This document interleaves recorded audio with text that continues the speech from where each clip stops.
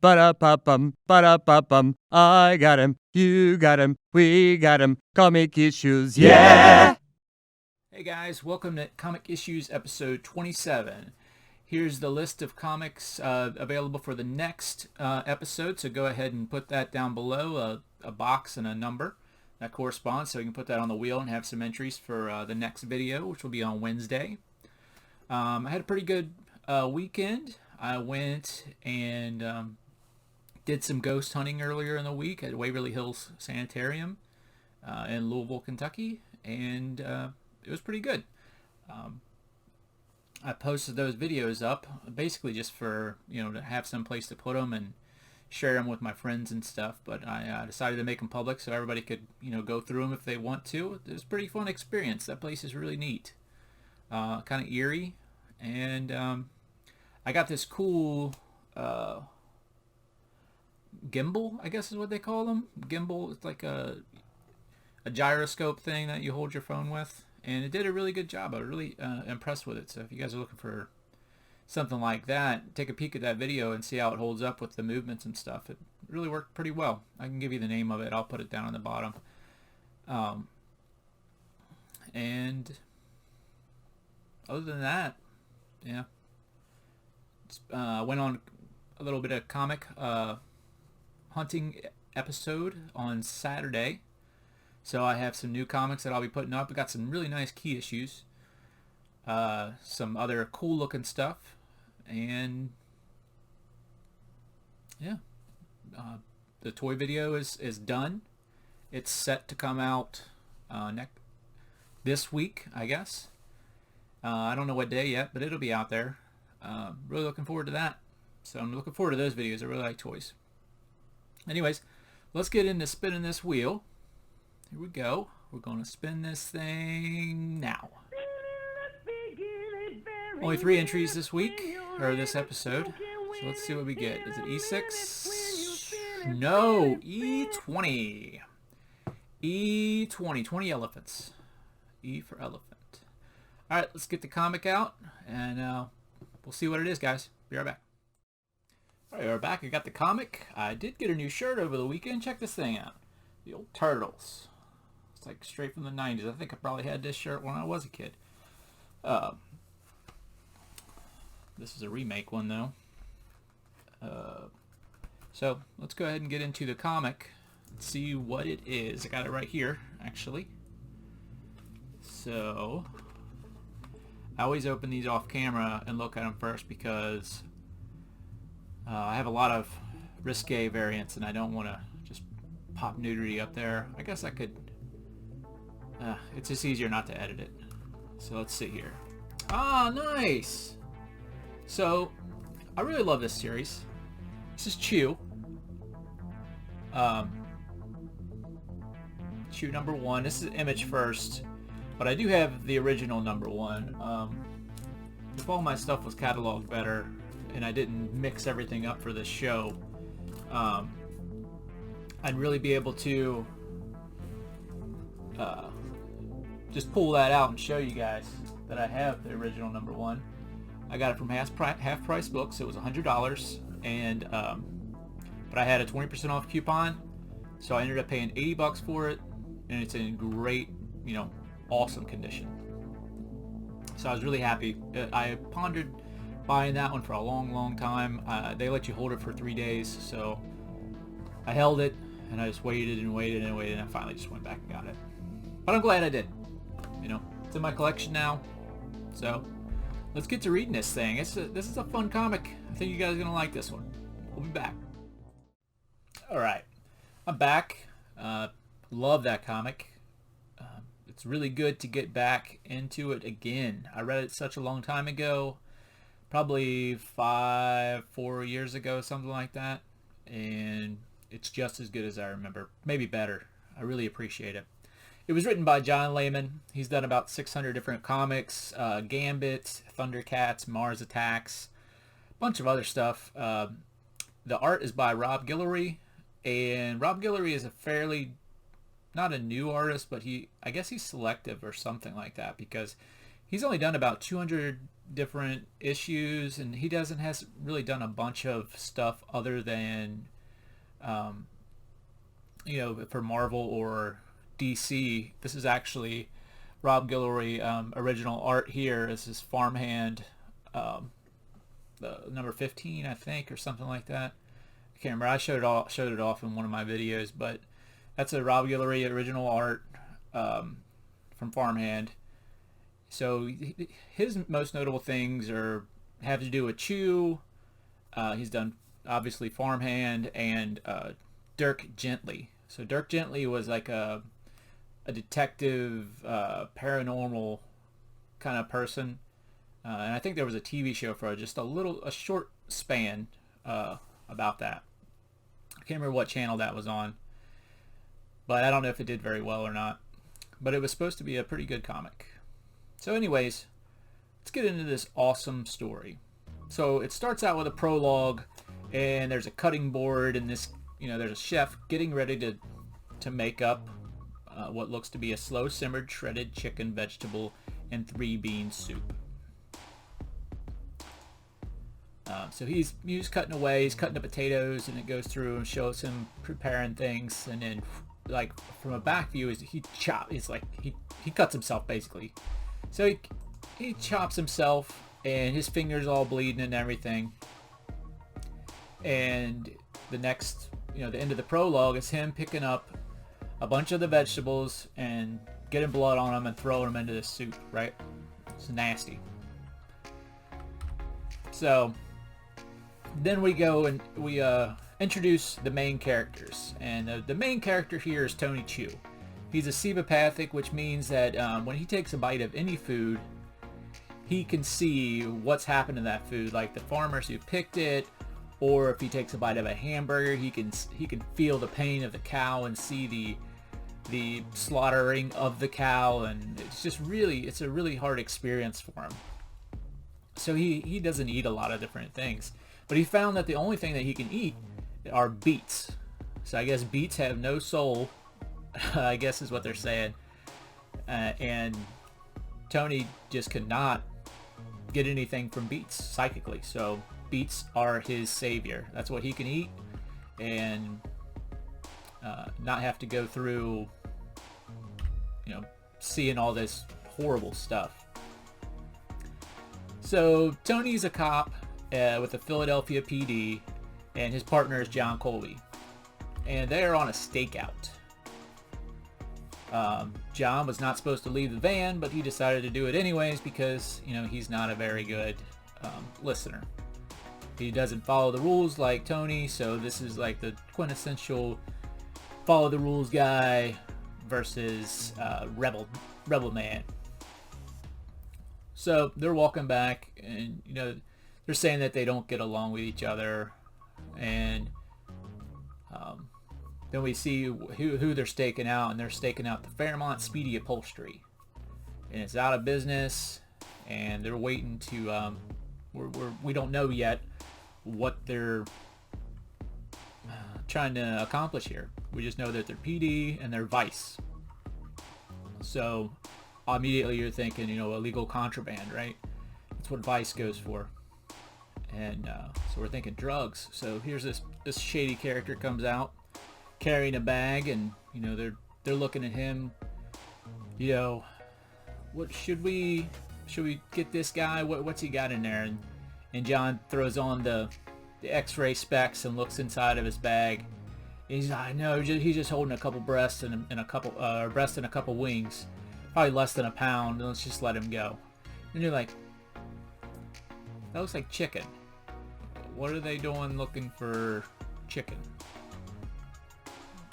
So they let him go, and another guy comes out holding 2 big bags, and they show the X-ray again, and this guy's full up on it, 25 pounds of uncooked raw chicken. And Chew's like, let's do it, let's go get him, we gotta bust this guy, it's gonna be a great collar. All of a sudden, when he's getting ready to go out, John jerks him up. He's like, nope, can't do it. Chew's like, yeah, we can, this is awesome. Nope, it's your brother. And she's like, which brother? And John goes in to say, it's the one that went crazy on the cooking show, the chef. So we go into what happened on the chef show. So this is his brother. I think it's Chow Chu, I think his name is. And it's Tony's brother. And he's cooking away, and he's doing one of those cooking shows. And he starts saying, this is where we put in the chicken if it was legal and available. Which, okay, chicken's illegal. So we kind of thought that, but now we actually know it. And they're saying, we got this new poult-free chicken flavored, which sounds, gross. And he just starts going crazy. He gets down, and I think he just breaks. He just breaks. He's like, I'm a chef. I can't deal with this not having chicken. It's making my meals, gross. So he goes crazy. He's like, look, no matter how much I try to disguise this or spin it, it's still going to taste like boiled ass. So he just keeps going off, and he says, there was never an avian flu or any of this poultry-based flu, and people weren't getting sick. It's all because of the government, and it's all this and that and that. So they shut the show down, and the FDA demands that he's not allowed on the TV anymore for the next 8 months. So he loses his job, and that's what happens to his brother. And Tony's like, no, we're taking him in. And John grabs him by the neck while he's trying to get out of the van, pulls him inside. He's like, hold up. That's your brother. If he gets caught with all that contraband, 25 pounds, he's going away for a long time. And besides, here's D-Bear. He's finally showed up, so they've been looking for D-Bear. D-Bear happens to be a killer. They've got 5 bodies depend on him, and he's the biggest chicken wrangler person around. So he's peddling the most chicken. So that this is a really big collar for them. So they're getting on their vests and their guns and getting ready to go in and take care of business, right? And in shows up Agent Mason Savoy, FDA, puts the kibosh on. He's like, you can't go in there. And I like how they do this here. Between the two, Tony and John, they just they write the words very lightly to infer that they're whispering to each other, and I really like that. I think that's really cool. And he says, you can't go. Savoy says you can't go in there because D-Bear works for us. He's helping us out, and we let him do this stuff on the side to be able to be an informant for us. So they're pretty mad about it, and they're giving him guff and all this garbage. And he's like, well, Agent Savoy says, you got 2 options. You can either complain to your bosses, and they'll complain to my bosses, in which my bosses will say, we have jurisdiction here. You need to learn who you're talking to, and then you'll get disciplinary action. Or you can go into that fine eatery and eat perfectly legal chicken with my blessing. Here's the password to get in. Wishbone. So immediately John shuts up, stops arguing. Chicken dinner. A chicken dinner? Let's go, Tony.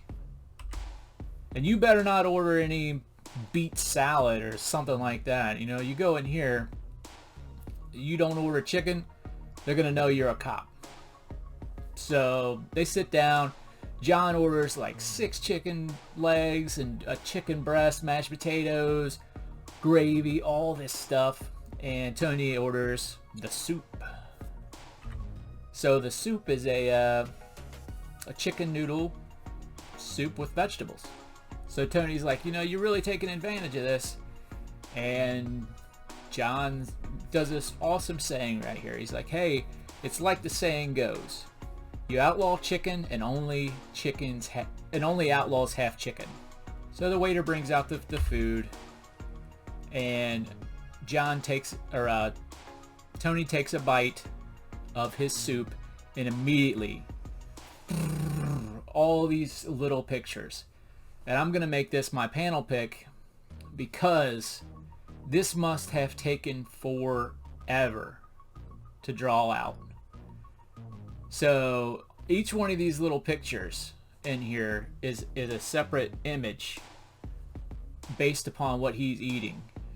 And man, there's just so many different, I can't even tell you, there's probably 200 little pictures there that he had to draw for these two. I think this is a 2-page spread.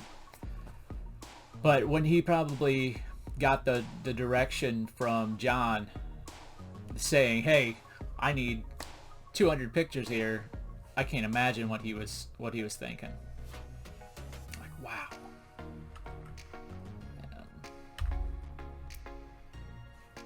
But that just it like flashes, and this where the story gets really cool. So Tony goes into like this trance. He's like, Pam Whitaker, hitchhiker, 17-year-old runaway. Elizabeth Bacon, bag girl at a grocery store. She helped him out of the store, carried his bag out for him. He took them and 11 others, chopped them up, did things to him, ate them. John's like, what are you talking about? Tony Christ. And you know this because of your thing? He's like, yeah, it's the sous chef in the back. He got some DNA inside the soup, so that's what it was in the beginning. That's why it was the prologue. It's because the sous chef was the sous chef making it, and he got blood in the soup. And Tony's like, you know, he drifts around. He is getting ready to skedaddle, and he's gonna go somewhere else. We're gonna lose him. Johnson, no way. You know, the FDA might be in charge of D-Bear, but this is a whole different story. So they go in, guns pulled, getting ready to take him out. He's like, we don't care about you chicken people.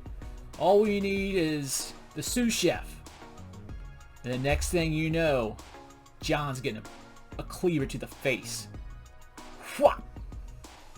Look at that. That's crazy. And he falls to the ground, and Tony's holding him, trying to get the bleeding to stop. And John's like, what are you doing? What are you doing, man? And then it's a close-up, and you can see that his voice is fading, and it says, get him. That's really cool on the lettering. They did a really good job with this comic.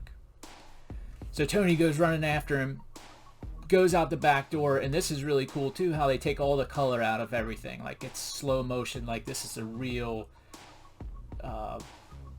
heavy part of the story. So good on the colors too. I don't know who gave it the direction, but man, it's just, this whole comic just comes together really well. And out here you see the sous chef. He's like, you ain't taking me, cop. And Tony's like, you know, give me the names. Give me the names. And he's just, the sous chef is, nah, screw you. Screw you. And I guess the guy's name's Cobb. Yeah, it was Cobb. And Tony's like, I'm getting those names. I'm getting those names one way or the other. And Cobb's, no, you're not taking me in. I'm not going back. Holds the knife up to his own throat.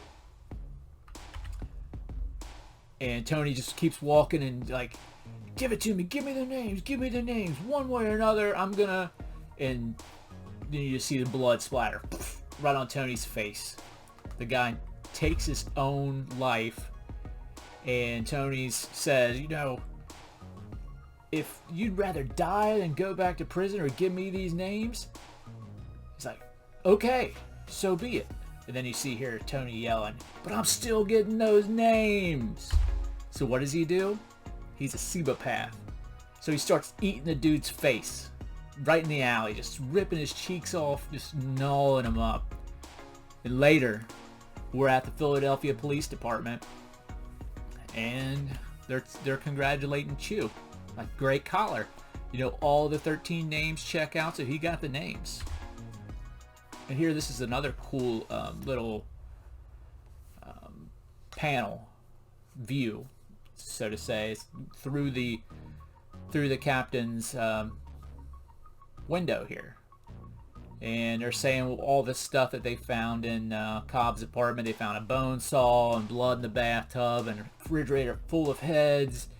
and he had a truck full of chicken, raw chicken, so that's even more stuff that he was trying to get out of town with. And D-Bear kind of knew it, so that's why he was feeling angsty and he needed to get out of town. And he comes up and he's like, well, Chew, I need to know why 2 beat cops found you on top of a collar that had just slit his own throat, and they had to pull you off of him because you were biting his face off. You feel like explaining that to me? It's like, don't worry, you don't need to explain it to me because the internal affairs is here and you're going to have to explain it to them. And then, of course, we got the FDA that you need to talk to because you ruined their bust. Because D-Bear figured out there was 2 cops in his chicken joint, so he skedaddled, he's out of town. And the chief says, you have to turn in your badge. You know, I'll put in a good word where I can, but I can't allow you to be an officer anymore. So Chew gives up his badge and his gun, and right as they're saying that, in walks Agent Savoy. And he's, as a matter of fact, it's a prelude to a long, lengthy, storied career in law enforcement. And Tony's like, what are you talking about, Savoy? And he says, you know, you've done a lot of things that we haven't been able to do. You caught all these, this killer, and you closed all these stories or all these cases, and we'd love to have you at the FDA. So now you work for us, Tony. And this is the end picture right here. It is a great comic, guys. If you're looking for the next one to read Chew. It's a great one. So good. I can't get over how good it is. I give this... I'm going to start rating my comics in Patrick Swayze movies. Because I love Patrick Swayze. Love Patrick Swayze movies. He's had some good ones. He's had some great ones. He's had some bad ones. I'm going to give this a Next of Kin or a Roadhouse. So right in there, Next of Kin, Roadhouse. Yeah. Remember to like, comment, subscribe. See you guys later. Be good to yourselves.